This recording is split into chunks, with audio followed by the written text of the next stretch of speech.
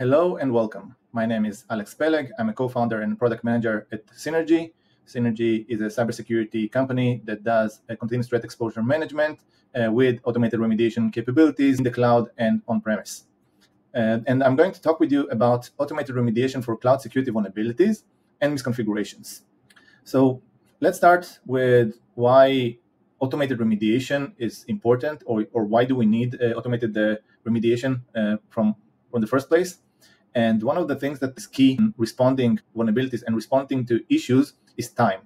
And time is critical because the time it takes for a threat actor to identify a vulnerability and successfully exploit it is much shorter than we, as the defenders, are patching the vulnerabilities or deploying the fixes that we need in order to address the issues. So, okay, if we don't have the time, how automated remediation can help us? Basically, based on the timely response of the automated remediation, it allows us to close the gaps much faster because the whole process of identification and patching of vulnerabilities is fully automated. The second thing is efficiency and scalability. We simply don't have enough eyes on the different vulnerabilities that are being identified, and there's a vast amount of accounts that are managed by organizations. In each account, there are so many instances, pods, and storage units that it's simply very hard for us in a human way to identify all the vulnerabilities and fix everything in time. The third thing is collaboration and consistency. Most of the organizations want to have a specific convention on the way that they fix. Most of the fixes are being deployed by our DevOps teams using Terraforms, etc. And they know how to deploy the fix, and they have a specific convention on how to fix specific items. Once applying an automated way to deploy these fixes, it allows us, first of all, to have a collaborative way to transfer information from various parts of the organization. And the second thing is that we're getting the consistency that we need in order to fix all the issues in the same manner. So, okay, we're jumping on mitigations, but let's understand what are the cloud security threats. The main threat that is here from the beginning of cloud is data breach, mainly because of storage units that are being left open to the public. It happens less and less over time because there is a good monitoring that is happening over that, but still there are many storage units that are being identified, many blobs that are still exposed, and many buckets that are still exposed. And you can visit Grey Hat Warfare website in order to see how many of them are actually being exposed and leaked in a daily manner.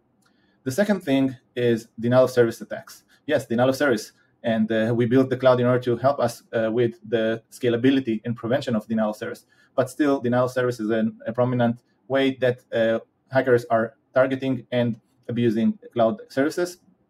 The third item is misconfigurations. So there is a huge variety of misconfigurations in the cloud, starting from IAM misconfigurations, misconfiguration of keys, misconfiguration of exposing rules, and many other things that we will discuss later. And the fourth item, yes, as in regular infrastructure, we have malwares and viruses that can be used against our cloud instances with basically targeting them and injecting into them malicious malware and viruses. So let's discuss about misconfigurations. The misconfiguration of cloud services is very significant, and most of the misconfigurations that we find in the wild are misconfigurations in the way that specific cloud APIs can be accessed, and authorization of these APIs, or more privileges that these APIs are getting than they should. And basically, these misconfigurations vary from access management to other permissions that are being granted to users and actually leave the cloud services and instances unsafe. The second is insecure APIs. Yes, we're talking about insecure APIs while speaking about the cloud because at the end of the day, our applications are running on the cloud, and most of our applications are using different types of APIs, mainly RESTful APIs. And these APIs are targets for hackers, and many of them are used in order to expose sensitive information or manipulate the data in the cloud instances, or even get a privileged access into these cloud instances. The third part is lack of patch management. So yes, we are talking about the cloud. And if you remember that in the cloud, there is something that is called the shared responsibility module, where our cloud providers are telling us we are responsible for running the infrastructure and making sure that you have a very high availability. But then at the end of the day, any software that you're running on our cloud services, it's yours. And basically, once you are running vulnerable software or vulnerable third parties, you expose your cloud instances to attack. The last thing that we have is insufficient IAM controls. Basically, there are not enough IAM safeguards. Roles and permissions are not securely identified and not securely getting the strict policies that they need to have. And basically, it means that the policy of least privileges is not always being taken care of. Now let's talk about the impact of unresolved cloud vulnerabilities.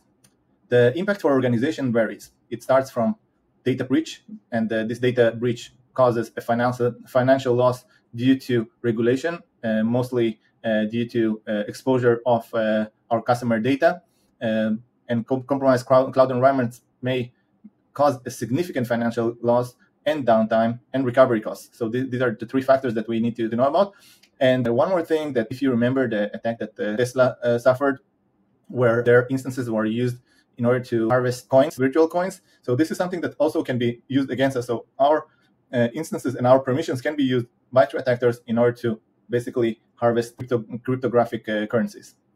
One more thing that is obvious is that there is a reputational damage that goes together with the financial loss. And many organizations that had significant breaches to their cloud environments also had a reputational damage that was due to the customer trust loss and the brand reputation damage. And there are also the compliance failures. So once you don't meet the compliance and regulation, there are fines and penalties that follow, and basically it's not nice. Many of the largest companies suffered from compliance failures and resulted by hundreds of millions or sometimes even billions of dollars in fines. Ask Meta that got a $1.2 billion GDPR fine from the European Union the last year. So what are the challenges in manual cloud security remediation? First of all, we spoke about it. It's time-consuming. It's prone to human error. There is no convention. We have a limited scalability. We cannot cover all our bases, and we have an inconsistent application of the remediation. And there is not now one way to do it correctly. So how to do a correct and effective automated remediation? First of all, we need to talk about consistency. Your DevOps team has already found a way to be consistent. They are using, in most cases, Terraform that allows them to be consistent in the way that they apply remediation actions. So for the same issue, they will have the same fix unless there is a specific tweak that is needed. The second is accuracy, the ability to provide a precise remediation for the specific vulnerability that was identified. The third thing is actually make it responsive, so that the automation will run once the vulnerability is being identified or the misconfiguration being identified, in order to reduce the mean time to remediate from the discovery time. And the next thing is we need to make sure that our solution or automated remediation is scalable, that we can basically deploy it all over the organization. These are the main principles that we need to follow in order to make automated remediation in a good way and deploy it in our organization. So first thing that we need to do in order to identify what we need to fix and patch, we need to have a continuous and regular vulnerability scanning and assessments to help our organization to identify the threats. How should we prioritize the automated remediation? What should we fix and what should we wait with to our manual fix? So first of all, we need to identify the critical things. We need to see the criticality of the issues that were identified. And based on the business, we need to identify what is the urgency. So given that the issue is critical, is it actually urgent to fix? Because we have deployment that is coming, or that there is a possibility that this issue will be set into production in the next day or the following week. The next item that we need to check is the likelihood. Okay, not all vulnerabilities or misconfigurations are born identical. There are different likelihoods of exploitation based on the trends of the threat actors, and each threat actor may think or like abusing a different type of vulnerability. And the last item, which is one of the important ones, is the cost. How much the fix should cost us, and if the fix is too high and the significance is not as high, then we should consider if we want to address this vulnerability. So how do we deploy automated vulnerability scanning and monitoring? First of all, there are many types of scanning tools available against cloud systems, infrastructure, and application. And it's very important to have a schedule and regular scans that will continuously scan your environments, instances, storage units, and applications that you run on the cloud. The second thing that you need to have is the real-time monitoring to be able to identify the vulnerabilities and see that these vulnerabilities are being monitored and that you have alerting mechanisms against these discovered vulnerabilities. And the last part is actually to be able to detect new vulnerabilities that are being discovered, and it can be done based on integration to a vulnerability database such as NIST, CVE, and the other types of vulnerability sources. So how do we integrate automated remediation into our DevSecOps? First of all, it's a matter of approach. Most of organizations and most of modern organizations nowadays have a shift left approach, where they are starting to do the identification of vulnerabilities as left as possible in the process, and they try to incorporate the remediation as early as possible. And incorporating automated remediation also early in the process will allow you to enhance the posture and reduce the vulnerabilities. The second thing that you can do is to add automated security checks and remediation actions as part of your CI/CD pipeline. What does it mean? It means that once you identify a vulnerability, be able to fix it based on a code fix or different type of remediation or mitigation as part of the CI/CD pipeline. Third thing, security as code. So once you define security policies, rules, and remediation actions in the code, you'll be able to have a specific baseline of a policy that you'll be able to deploy and replicate over time. The next thing that you have is the feedback loops. So once you have a vulnerability management platform for real-time feedback loops and continuous improvement, you'll be able to get these all the issues sorted and have visibility to all of the vulnerabilities that you have. So how to actually deploy the fixes in an automated way?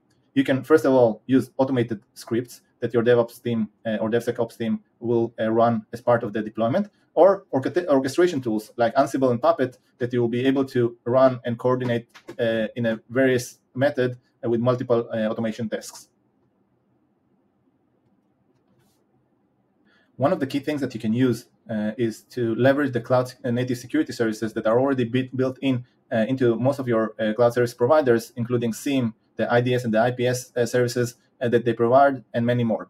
Once you leverage these services, it can reduce significantly the overhead of managing your security tools and provide access to advanced security capabilities that you may or may not have inside your organizations. So how should you implement an automated patch management?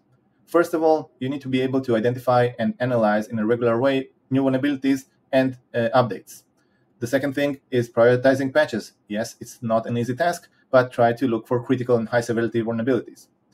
Next thing is schedule the deployment time, automate the fix deployment based on the preferred schedules and triggers. The last item that you need to use is to monitor and verify the fix status, because not always the fix that you think that was applied actually fixes the issue or the vulnerability. Yes, there is a part that we don't like, but actually is mandatory when we're dealing with cloud services, and is the compliance. And part of the automated remediation and mitigation, we will need to also cover the automated compliance checks. So one more thing that we need to do, and is a mandatory step in order to meet the regulations like SOC 2 Type 2, is to regularly scan our cloud environments for vulnerabilities and misconfigurations, and enforce our security policies, maintain audit trails, and make sure that we have the correct reporting and documentation for the different issues that were identified. Also, a key part of our overall automated remediation efforts. One thing that we are missing that when we are doing the automated mitigation or remediation is the incident detection and the incident response part. Why is that? Because many of the vulnerabilities and misconfigurations are fixed without us knowing. So one thing that we need to make sure is that we have an audit trail that actually shows us or reflects to us what are the types of remediations that were deployed. Why? Because in many times these mitigations and remediations are covering an issue.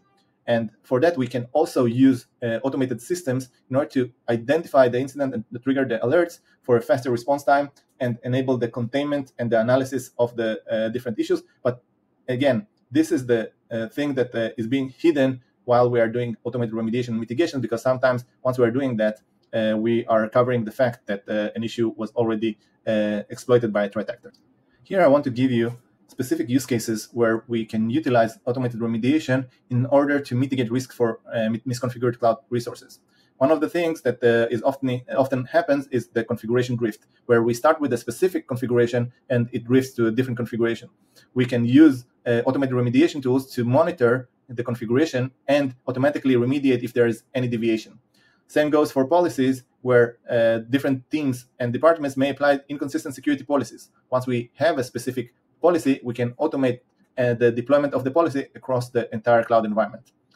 One thing that we already know is that there are so many human errors that are happening as part of using and tweaking the cloud instances, and we basically can modify and fix all these type of human errors by automatically mitigating them and setting them for a specific policy. And of course, access control, we can set the settings and make sure that we have an automation that ensures that the access control settings are properly configured to prevent the unauthorized access.